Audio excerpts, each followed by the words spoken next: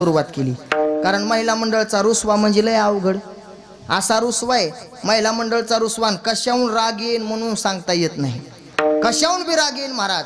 कारण घरच्या गोष्टी घडलेल्या आता असं अवघड आहे। एकदा आमची आई आमच्या सासरवाडीला गेली आणि सासरवाडीला गेल्याच्या नंतर आमच्या सासरवाडीच्या परिस्थितीनुसार त्यानं साडी नेसवली तिला। आता आपल्या लेकीची सासू म्हणून मान होता ना इनीचा, म्हणून साडी नेसवली। पण साडी नेसवली जशी आमची आई घरी आली, घरी आल्याच्या नंतर मला ती आई दिसलीच नाही, जगदंबात दिसली। आली की तिनं जे दन आपट चालू केली, दन दन धन। म्या म्हणलं बापा रोज वेगळी देवी खेकाळत होती, आज आमची भोले माता का खेकाळली? म्हणलं काय झालं असं? म्हणलं आई अहो काय झालं, काय चुकलं का? म्हणे काय चुकलं, तुझ्या सासरवाडीत का चट जळालं होतं का? कधी नाही, आजच गेले होते मला नेसून नेसून चिरगुट नेशिले चिरगुट। ती साडी म्हणलीच नाही, थोडी हलकी होती, त्या हलक्या साडीला काय म्हणली ती? चिरगुट नेशिलं। म्या म्हणलं जाऊ दी, आज पौलडी ग्रसला कीर्तने म्हणलं, तिथून चांगले पैसे आले, चट कीर्तनाचे पैसे साडीत घालू, पण उद्या आपण शिलवून चांगली आणू। हा तू ह्या पैशावर बसले का? म्हणे माझ्याकडे का नाहीत का, पण तुझ्या सासूला कळायला पाहिजे होता ना, चिरगुट नेशिलं। म्हणलं आता ह्या चिरगुटाचं काय करावं? म्या म्हणलं जाऊ दे, आपण बी त्याला कधीतरी आता तुला राग आला असला तर बोल नको। म्हणे हा मी बदला घेतल्याशिवाय राहणार नाही। आणि योगानं सासूबाई आल्या भेटायला, आणि सासूबाई भेटायला आल्याच्या नंतर ते चिरगुट परत सासरवाडीत वापस गेलं। आणि जसं ते चिरगुट परत सासरवाडीत वापस गेलं, माझी बहीण भेटायला गेली। आणि बहीण भेटायला गेल्याच्या नंतर ती म्हणली बरं घरी बोलून महा अपमान करते का? धर तू ह्या पुरीला। तीच साडी नेसवली, जशी साडी वापस गेली की मला फोन आला, कधी नव्हते गेले तुझ्या सासरवाडीत, आजच गेले होते, आजपासून तू मोहन आता संपलं, दिवाळीला नाही कशालाच नाही। म्हणलं झालं काय? तुझ्या सासून मला चिरगुट नेशिलं। म्हणलं अवघडच झालं आता या चिरगुटाचं, कसं तरी घरी आणलं होतं म्हणलं, ते डबल वापस गेलं काय की? आता ह्या गोष्टी मला माहितीच नाही का, ते डबल तिकडे चिरगुट गेलं। आणि जसं ते चिरगुट डबल गेलं, योगानं माझी मेवणी तिच्या घरी गेली लग्नाला। आणि मेवणी तिच्या घरी गेल्याच्या नंतर आमच्या बहिणीनं ते चिरगुट तिला नेशिलं। ते चिरगुट आता नाशिकला गेलं। आणि जसं नाशिकला चिरगुट गेलं, मी घरी शांतपैकी आता कीर्तन करून म्हणलं आता बरं वाटायले, कीर्तन करून घरी गेलो। आमची भवानी माता झोपलेली नव्हती। तुमच्या घरी कोणाला पाठवू का नाही मला असं वाटायला लागलं। म्हणलं झालं काय?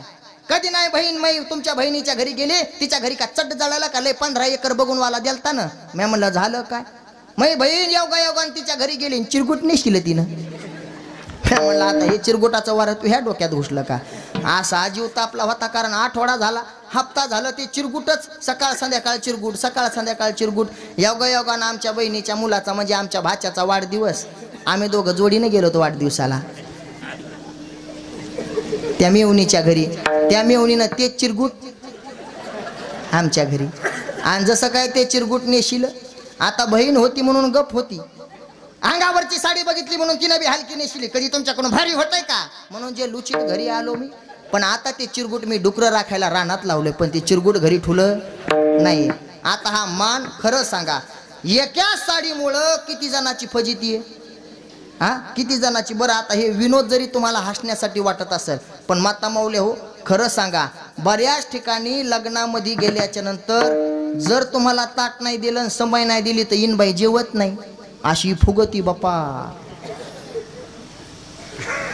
ज्या मुलीच्या लग्नामध्ये, आपल्या मुलाच्या लग्नामध्ये तुम्ही जरी मुलाकडचे असले ना, तरी सुद्धा कधीतरी विचार करत जा, आपल्याला सुद्धा मुलगी आहे, आपल्याला सुद्धा मुलगी ह्या गोष्टीचा विचार केला पाहिजे। आणि नाही त्या गोष्टीकडून उपयोग, नाही त्या गोष्टीची अपेक्षा न करता आपण आपल्या मोठं मन तिथं सुद्धा दाखवलं पाहिजे।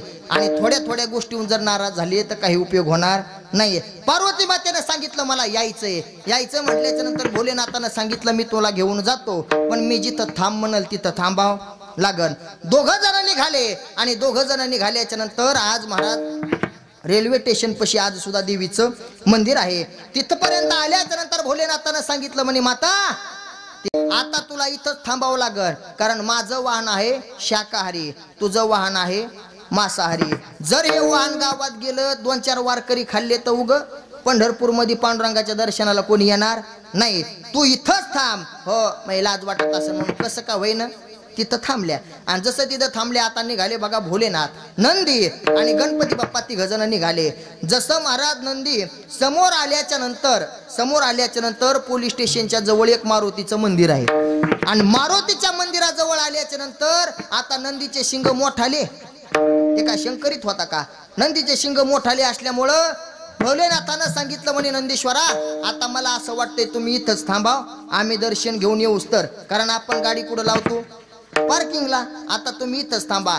जगामध्ये मारुतीरायाच्या समोर नंदी फक्त पंढरपूर मध्येच आहे. आजही तुम्हाला बघायला भेटतो. आता गणपती बाप्पा भोलेनाथ निघाले बघा दर्शनाला. नामदेव पायरी पासून जसं समोर आले गणपती बाप्पा लागले रडायला. भोलेनाथाने विचारलं गणेशा अरे काय झालं रडायला? म्हणे हे वारकरी माया ढेरील चिमटे घ्यालेत. कारण गणपती बाप्पा ढेरी मोठी. आता आपण जर असलो असतो तर लेकराला उचलला असताना बाहेर घेऊन बिस्किटचा पुडा आणि मग पाहुण्याने विचारलं असतं दर्शन लेकरू रडायला म्हणून दर्शन झालं नाही. कारण लेकरामुळे आपण कित्येक जणांचे दर्शन राहतात. मुखदर्शन घेतंय, कोणी कळसाचं दर्शन घेतंय. कारण ज्या गोष्टी आपल्याला माहिती नाहीत अशा बऱ्याच काही गोष्टी ज्याला कधी परमार्थ माहित नाही 2-3 प्रमाण मात्र चांगले पाठ केलेले असतात बघा. ज्याला दर्शनाचा रांगीत लागून कंटाळा ते म्हणतंय महाराज म्हणतात ना तुका म्हणे मोक्ष देखिल्या कळस. आता पुन्हा एक प्रमाण माझ्या ऐकण्यात गेलं. एक जण म्हणला माऊली महाराज कळस आपली जर मानीला त्रास होत असेल तर कळस बी बघायची गरज नाही. म्हणलं काय करायचं? काय नाही म्हणलं उगं देवळाच्या पाठीमागं जायचं आणि उगं देवळाची पाठ बघायची आणि वापस यायचं. म्हणलं काय फायदा? ते म्हणला पाहता देवळाची पाठ तीर्थ घडती 360. मी म्हणलं वरचे 60 घडे तरी भारी आहे ना म्हणलं. हे कशाला उगं मंदिरात जायचं? कारण मोजके प्रमाण बऱ्यापैकी लोक पाठ करतात. आणि जसं महाराज गणपती बाप्पा रडायला लागल्याच्या नंतर भोलेनाथानं त्यांना समजून नाही सांगितलं. जसं उचललं तसंच महाराज बाजूला ठेवलं. आजही बडा गणपती तुम्हाला तिथं पाहायला भेटतो. आजही बडा गणपती तुम्हाला पंढरपूरमध्ये दर्शन ज्यावेळेस लाकडी सभा मंडपाकडे जाताना मुखदर्शनाच्या बारीला आजही तुम्हाला गणपती बाप्पा तिथं पाहायला भेटतो बरं. आणि जसे भोलेनाथ समोर आले आणि समोर आल्याच्या नंतर भोलेनाथाने पांडुरंगाला आणि पांडुरंगानं माझ्या भोलेनाथाला पाहिलं. दोघाच्याही डोळ्यामध्ये आनंद अश्रू आले. दोघाच्याही डोळ्यामध्ये. पांडुरंगानं सांगितलं म्हणे देवा अरे ज्या वेळेस मी अवतार घेतला त्या वेळेस तुम्ही माझ्या दर्शनाला आले. त्यावेळेस माझ्या भोलेनाथानं सांगितलं पांडुरंगा काय सांगू अरे देव किती असू दे पण मला तुझ्याशिवाय करमत नाही. कारण तुझ्याशिवाय मला करमत नाहीये. रात्रंदिवस तेव्हा तुझंच भजन आहे ना. आणि या सर्व सृष्टीची निर्मिती सुद्धा तुझ्यापासूनच झालेली आहे ना. महादेवाची जर एवढी श्रद्धा असेल तर आपण देवामध्ये का भेद करावा? एवढा महाराज एकमेकाला आनंद झाला. मला वाटतंय हेच चरित्र पाहून तुकोबाराय म्हणले असतील जगाचा नाद भोलेनाथ सुद्धा माझ्या पांडुरंगाची जर भक्ती करत असेल तर अनेक देवाकडे जाण्यापेक्षा आपला एक देव करावा.